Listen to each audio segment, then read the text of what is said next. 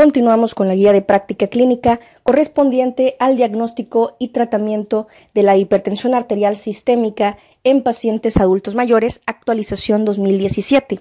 Tenemos la pregunta clínica número 10.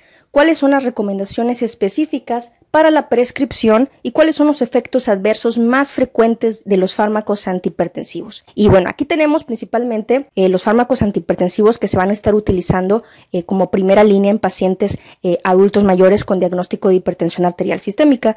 Tenemos que son los diuréticos tiazídicos, bloqueadores de los canales de calcio, los YECA y ARA2. Y bueno, tenemos también por qué no debemos de usar los betabloqueadores como tratamiento de primera línea en estos pacientes. Y bueno, vamos a comenzar con los diuréticos tiazídicos. Tenemos principalmente que los efectos adversos principales de los diuréticos tiazídicos van a ser la hiponatremia que pudiesen estar causando, es decir, la disminución de sodio. Entonces, es muy importante que en los pacientes en los cuales ya tengamos aproximadamente un mes de haber iniciado con este tratamiento, pues podamos estar valorando los niveles de sodio en este paciente. Tenemos que los principales factores de riesgo con los cuales un paciente puede tener mayor probabilidad de desarrollar hiponatremia, tenemos que es la edad mayor a 75 años, género femenino e hipopotasemia. Entonces, en estos pacientes son los que van a ser en los cuales podemos tener mayor probabilidad de que puedan presentar hiponatremia con el tratamiento correspondiente a diuréticos tiazídicos. Entonces, como ya lo habíamos mencionado, tenemos que determinar concentraciones de sodio y de potasio. Entonces, nosotros tenemos que estar valorando estas concentraciones de sodio y de potasio al inicio del tratamiento. Cuando vamos a iniciar, tenemos que valorar estas cifras, cómo anda su sodio y su potasio, y al mes de tratamiento tenemos también otra vez que valorar para ver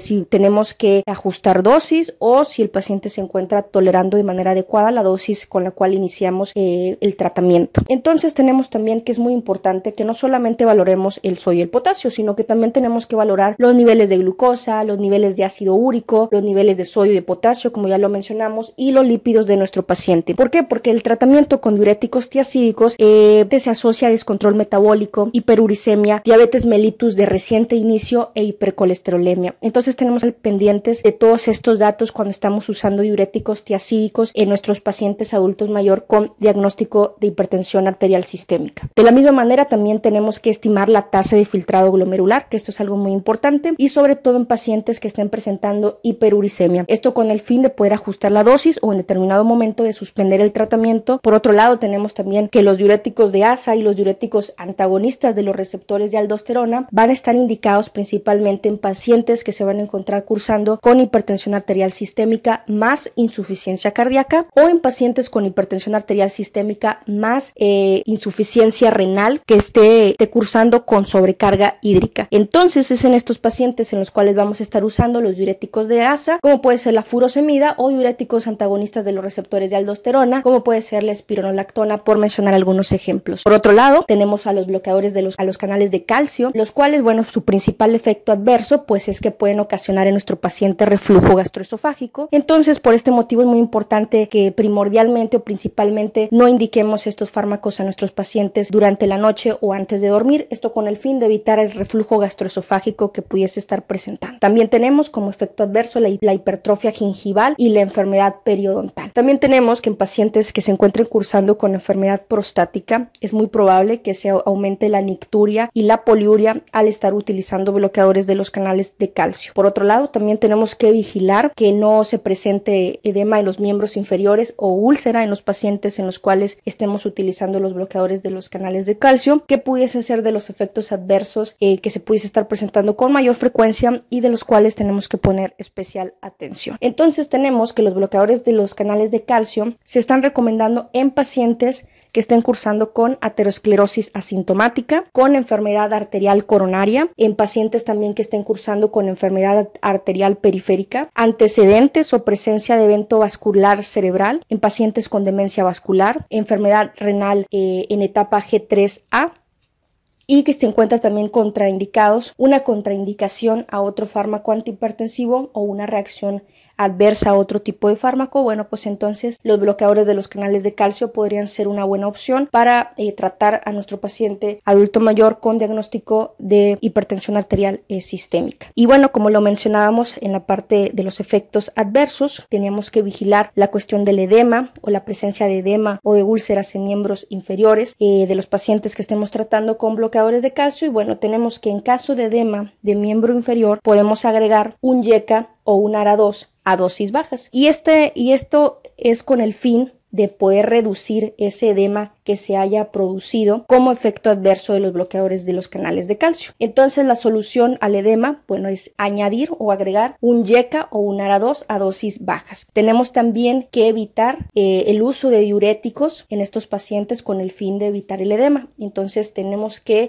agregar un YECA o un ARA2 y evitar los diuréticos en estos pacientes en los cuales se haya presentado este efecto adverso. Ahora bien, continuamos con los YECAs y con los ARA2. Los YECAs, bueno, que ya sabemos que son los inhibidores de la enzima convertidora de angiotensina, y los ARA2, que son los antagonistas de los receptores de angiotensina 2. Tenemos que los principales efectos de los YECAs y de los ARA2 pues va a ser principalmente que tenemos que tener especial atención o poner especial atención en pacientes cuya tasa de filtrado glomerular sea menor a 45 mililitros por minuto por 1.73 metros cuadrados. Tenemos que en estos pacientes tenemos que iniciar a dosis bajas si es que estamos utilizando los YECAs o los ARA2. También tenemos que valorar que el paciente no presente deterioro renal o que el paciente no se encuentre usando también AINES o inhibidores de la COX-2 o en pacientes que estén cursando con hipovolemia. Entonces tenemos que valorar esto en este paciente, y tenemos que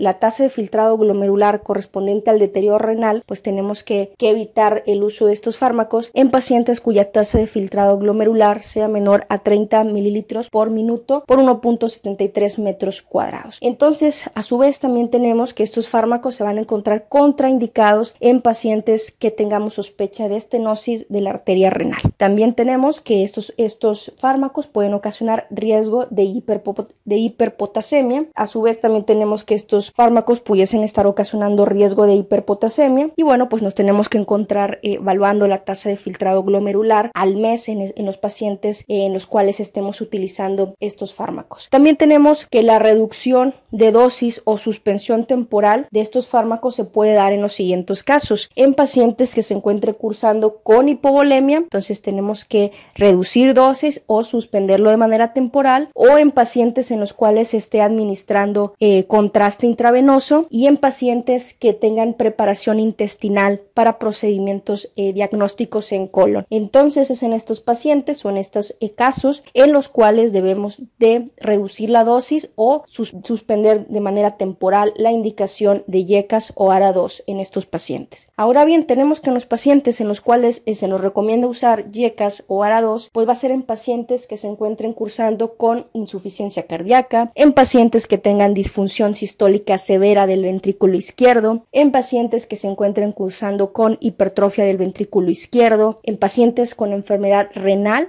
sobre todo si esta es acompañada de microalbuminuria o proteinuria. Y bueno, por otra parte tenemos a los beta bloqueadores. Tenemos que los beta bloqueadores no tienen una indicación actual dentro de los tratamientos antihipertensivos de primera línea, como ya los hemos mencionado, sino que solo se estarán usando como terapia adyuvante en pacientes que tengan hipertensión arterial sistémica con infarto agudo al miocardio, en pacientes que estén cursando con cardiopatía isquémica y en pacientes que se encuentren cursando con insuficiencia cardíaca estable.